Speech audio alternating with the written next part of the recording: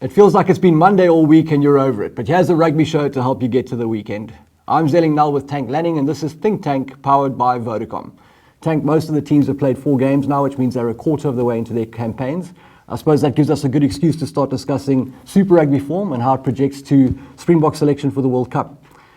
In English, explain to me why a guy like Handré Pollard shouldn't be starting at number 10 for us. Yeah, well, there's no real reason why he shouldn't, is there?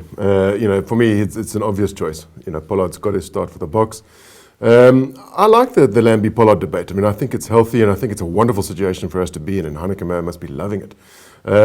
Lambie did really well on the end-of-year tour. In a losing cause where the Sharks got hammered, he was pretty damn good on the weekend. Yeah.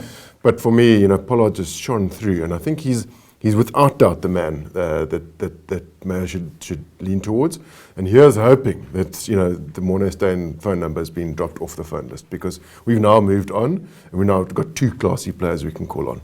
One thing you can say about Pollard is he's got the temperament for big games. You kind of get the feeling like he's a guy you could throw into a basketball match and he would feature prominently out of nowhere.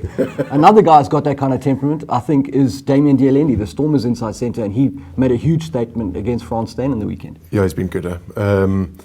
Given a chance with the Boks, got injured, a little bit unlucky. So not everyone's been really sure about him. But my word, now we are.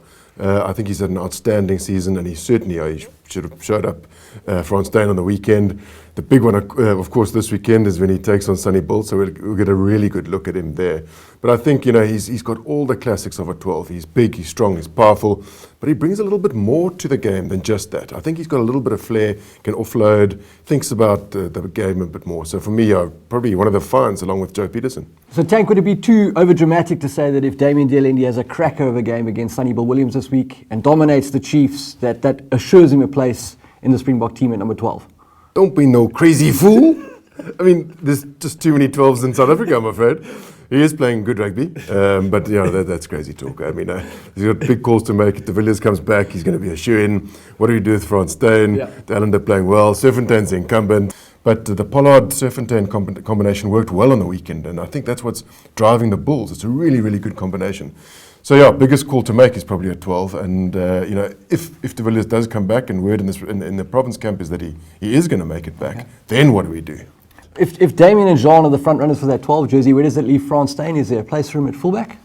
Yeah, so I'm probably part of the 0.3% of the people that think he shouldn't play for the Boks. I think he's got a chip on his shoulder. I think he's slightly disruptive. It didn't really work for him last year. He demanded more money. The people don't love him so much anymore. So, talented, yes, massive boot, but perhaps just slightly disruptive, and maybe it's not worth having him in the squad. Who would play fullback then if France wasn't around? Well, I think the bolt is going to be Jesse Kriel. I think he's astonishingly good, and I think he's playing really, really good rugby. But, Valie Leroux is excellent. I think he's trying just a little bit too hard. But between those two, you get some really, really good fullbacks. Who do you think would win in a fight between Jesse Kriel and a laser-guarded Boerewors donkey? I won't justify that with an answer. Maybe you could tell us a little bit about the scrums at the weekend. Yes. Did you see the Stormers? Sorry, big fella, we don't have time for that. Thanks for tuning into episode 5 of Think Tank. Please tune in again next week. Be sure to check out vodacom.coza/rugby. Ciao.